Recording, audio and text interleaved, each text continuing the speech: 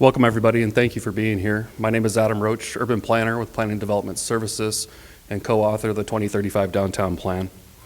After nearly a year of meetings, public input, engagement, and writing, the Planning and Development Services team is sharing the draft of the 2035 Downtown Plan with the community.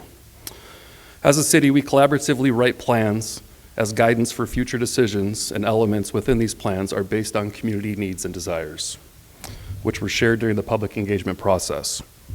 In the case of the 2035 Downtown Plan, this is a guide for the next decade for both private and public investments based on the community's collective aspirations for the betterment of downtown.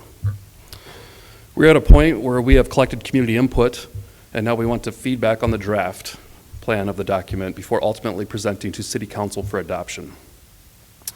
The important takeaway here is you still have time to participate in two ways. First, you can read the draft plan and share your feedback at siouxfalls.org/downtown. And second, we are hosting a public open house on August 10th at the Downtown Library from 4 to 7 p.m. This is an opportunity for team members to be available to answer questions based on the plan, and also for attendees to provide in-person comments. After the open house, we'll collect the comments, make the necessary changes, and bring the final plan to the Planning Commission for approval. Following Planning Commission, the 2035 Downtown Plan will be brought forward to the City Council for consideration of adoption. And next up, I have my colleague Dustin Powers to go through the core values of the plan.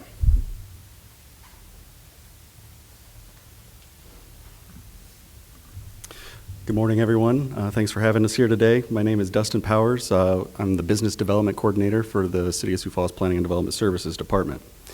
As Adam mentioned, the 2035 Downtown Plan is a guiding document for the next decade in downtown Sioux Falls.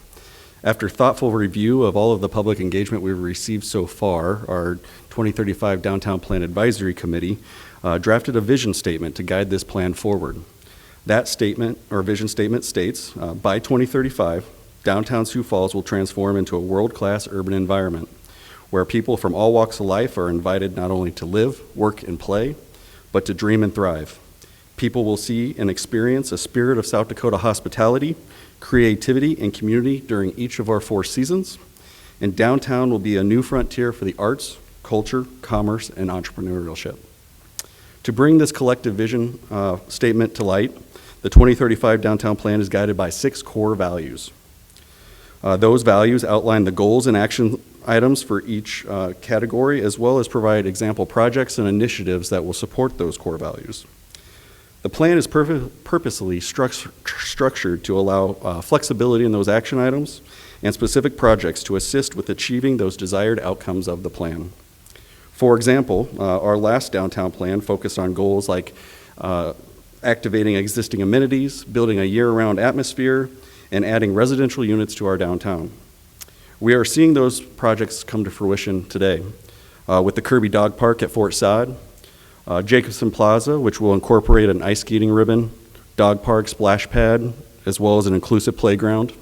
And we've seen many multi-use residential and commercial buildings being added to our downtown to support that desired growth outcome. I'll provide some high-level overview of the 6 core values in the next part of the presentation. First being welcoming for all is our first core value. This core value envisions downtown to be a year-round destination that's safe and inviting, filled with variety, and offers family-friendly amenities and services. Actions in this section discuss adding an indoor public market that can support the wish for additional year-round amenities and activity, and can support everything from producers, artists, as well as other types of uses that will draw the attraction. Also, as part of this action item or core value, one of the most consistent things that we heard from the public engagement process was the development of a multi-purpose recreation and entertainment facility. This ranged from everything from sports, recreation, or other opportunities to attend entertainment events in downtown. So providing another entertainment venue in our downtown. Our second core value is connected. Connected core value means downtown is easy to access and navigate, offers a variety of mobility options, and wants downtown to be known as one of the most walkable downtowns in the country. Downtown's a collection of districts, attractions, and amenities, and we want those to be seamlessly woven together.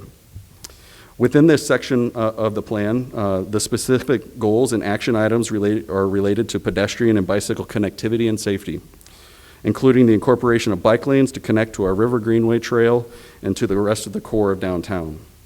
Our River Greenway Trail acts as a main north-south arterial for pedestrians and bicyclists in our downtown, and this will provide and assist with connecting those users from the trail through downtown and into the adjacent neighborhoods.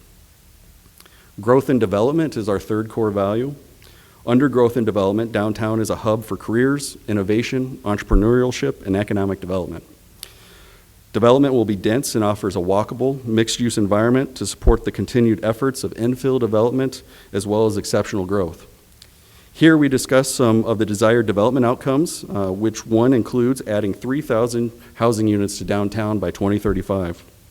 We have seen great success with adding additional housing units in downtown since the last plan was drafted.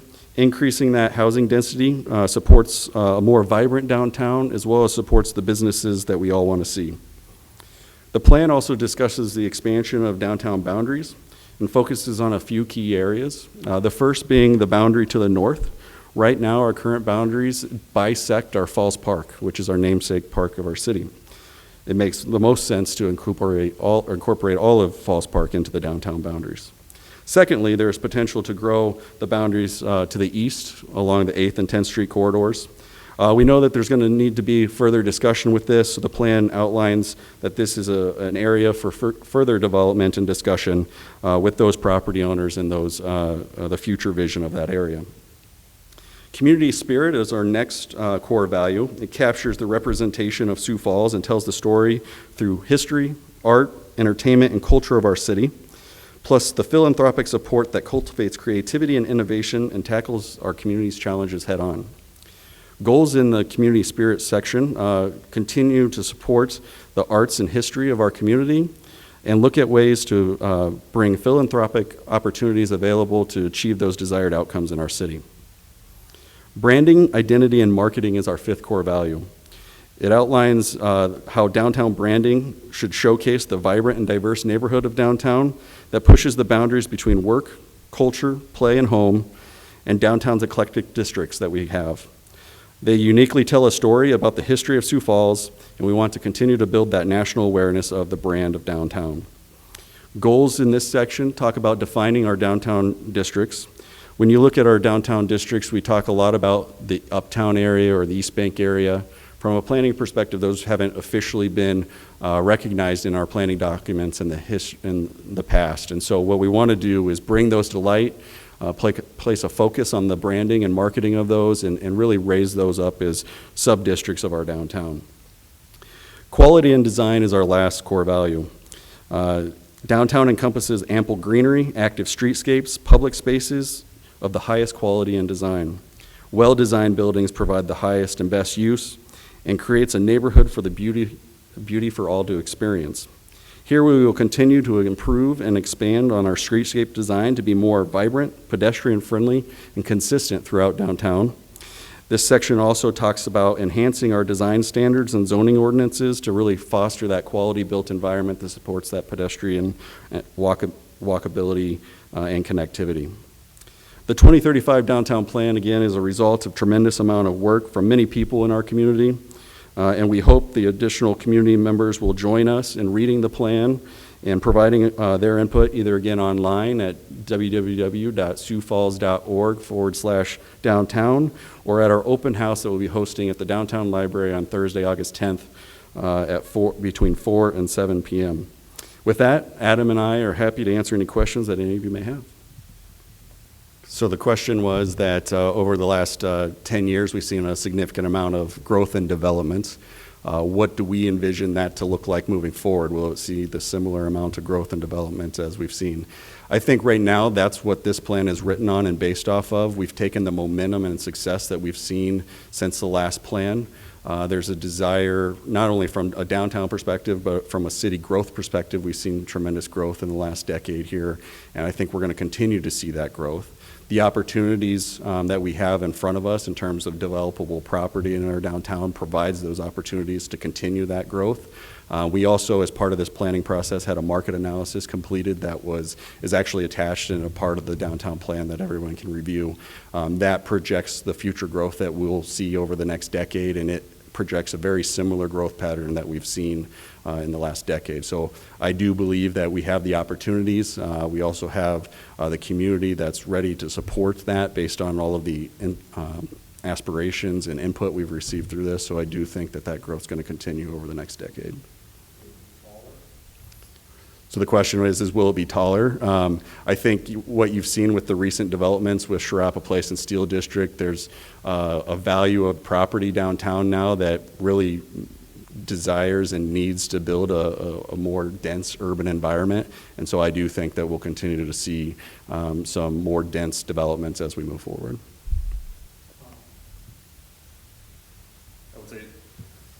Although we are a bit limited in how high we can go with the airport overlay zone, and so that does limit some of the height that people desire for a large urban area like ours. Sure, yeah, those are certainly challenges from people accessing downtown. Like you indicated, 14th, Phillips Avenue, that's known as a crossing that needs some love. I think there's different traffic calming mechanisms that we can incorporate. There's also, people have a desire for gateways into different neighborhoods, so building out those gateways and making those more pedestrian friendly as well to direct people and funnel people to and from the downtown. It's important for us, it's important for downtown Sioux Falls, I know as well, to continue to push that connectivity element. And in the past, we've worked with AARP and some other organizations, but I think you're really going to see some changes with the connectivity and trying to get those people to downtown in a safer way, especially the bike trail and walking. But really capitalizing on adjacent growth and development and keep those synergies going between the neighborhoods and the downtown. I think to the north, there's still opportunities to capitalize on Falls Park. The city owns some property in that area, but as you indicated, the prison and Smithfield certainly present some challenges in terms of growth and development going that way. But we're starting to see it take off to the east. It's kind of like Falls Park, Smithfield has always been in the backdrop, and it's the jewel of our community, and most of us tend to look past that, but it's the visitors who come and maybe have a different image of the smell and stuff like that. But I think east is where we're going to see that strongest growth. It seems to be the most natural way to grow without some of those impediments like the prison and the Smithfield foods.